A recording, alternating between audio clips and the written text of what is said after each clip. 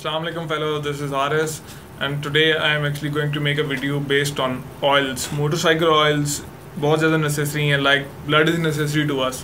और ऑयल के मोस्टली दो फीचर्स होते हैं, एक तो वो लुब्रिकेटिंग का फीचर भी होता है और दूसरा उसका इंजन को कूल भी वही रखता है क्योंकि सिंगल सिलेंडर इंजन है। एयर के अलावा ऑयल भी कूलिंग फंक्शन करता है 2 स्ट्रोक्स में भी और 4 स्ट्रोक्स में भी। अगर 4 स्ट्रोक पिस्टन आप देखो तो उसमें आप छोटे छोटे सुराख नज़र आएंगे और वो जो उसकी रिंग है, जो नीचे वाली रिंग होती है, वो बेसिकली ऑयल का स्प्लैश आता है उस पर पिस्टन की बैक पे ताकि पिस्टन थोड़ा ठंडा रहे। और ऑयल की अगर मैं बात करूं तो पाकिस्तान में हम लोग बहुत ज़्यादा कंफ्यूज होते हैं कौन सा ऑयल अच्छा है कौन सा ऑयल इतना अच्छा नहीं। ऑयल में पाकिस्तान में 2 मेजर ग्रेड्स हैं, 2040 एंड 2050। 2040 थोड़ा पतला होता है, 2050 थोड़ा थिक होता है।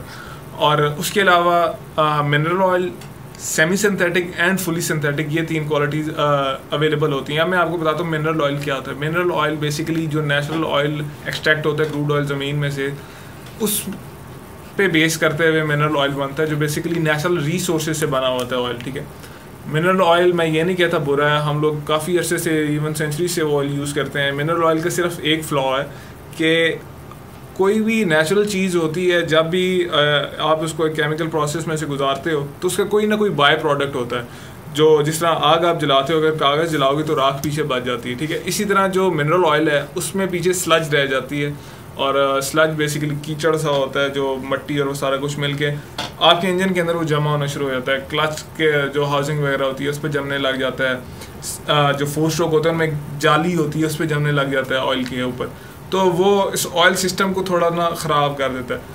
और मोस्टली अगर आपने देखा हो जो बाइक सीटअप होते हैं उनमें एक बहुत बड़ी रीज़न ये भी है। अब जो सेमी सिंथेटिक है वो हाफ मिनरल होता है और हाफ वो केमिकली मेड होता है। ठीक है, उसमें स्लज की रेशो थोड़ी कम होती है। और जो फुली सिंथेटिक ऑयल है वो टोटली केमिकल बेस्ड होता है। ठीक है, और उसका एक फ़ायदा है कि स्लज जो है वो नहीं रहती उसके इंजन के अंदर। ठीक है, और इंजन हमेशा आपका ऐसे क्लीन होता है कि जिस तरह आप पहली दफ़ा उसको यूज़ कर रहे हो। अब कुछ बहुत ऐसी कंपनी हैं जो मैंने और मेरे दोस्तों ने खुद इस्तेमाल की हैं और जो मैं रेकमेंड करता हूँ, ज़िक, किक्स एंड लिक्विमोलिक। ठीक है, आप इनका 20-40 डालो या 20-50 डालो। अब लोग ये पूछते हैं 20-40 का क्या फ़ायदा क्या नुकसान है और 20-50 का क्या फ़ायदा और क्या नुकसान है। 20-40 अगर आप सर्दियों में डालते हैं जब टेम्परेचर कम होता है, ठीक है, गर्मी इतनी नहीं होती, इंजन ज़्यादा हीटअप नहीं होता और मॉर्निंग में ईजी स्टार्टअप्स के लिए 20-40 बेस्ट है। 20-50 की अगर मैं बात करूँ तो ये गर्मियों के लिए बेस्ट है, थोड़ा थिक ऑयल होता है। ठीक है, और मतलब है ऑयल बेसिकली जिस तरह हम एग बीटर से एग फेंटते हैं तो इंजन के अंदर ऐसे ही थोड़े अरसे बाद थोड़ी सी देर बाद ना इसका वो हाल हो जाता है। तो अगर ऑयल थिक है तो वो देर से थोड़ा पतला होगा इंजन के अंदर। ठीक है, और उससे ये होगा कि जो हीट अप होने का जो इशू है वो थोड़ा कम हो जाएगा। सर्दियों के लिए 20-40, गर्मियों के लिए 20-50। और मैं अपनी प्याजों में उसमें फुली सिंथेटिक ऑयल यूज़ कर रहा हूँ ज़िक का, और आज तक उसका क्लच स्लिप नहीं हुआ क्योंकि कई लोग कहते हैं कि इसकी वजह से हमारे YBR का क्लच स्लिप हो गया, किसी और बाइक का स्लिप हो गया। So I actually don't believe in that. ये बेसिकली एक मिथ है, कोई और इशू हो सकता है। और बल्कि कमेंट सेक्शन में मुझे ये डिस्क्राइब करें आप लोग कि क्लच स्लिप आप कहते हैं किसको। ठीक है, हो सकता है कि वो जो हल्का सा जर्क आता है आप उसको क्लच स्लिपिंग बोल रहे हो या क्लच की एडजस्टमेंट ना हुई हो। ठीक है, clutch slipping is something else.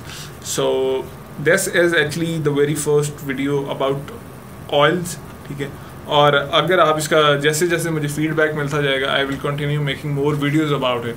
So this is it, I am Haris, I am signing out and last but not the least, do give us your precious feedback और अपना आप लोग टाइम निकालते हो, हमें देखते हो। Thank you so very much for that. और कोई भी क्वेश्चंस, कोई भी क्यूरीज हैं तो डिस्कशन सेक्शन में डालो, मुझे पता चलेगा, मैं ज़रूर उसका जवाब दूंगा अकॉर्डिंग टू माई नॉलेज।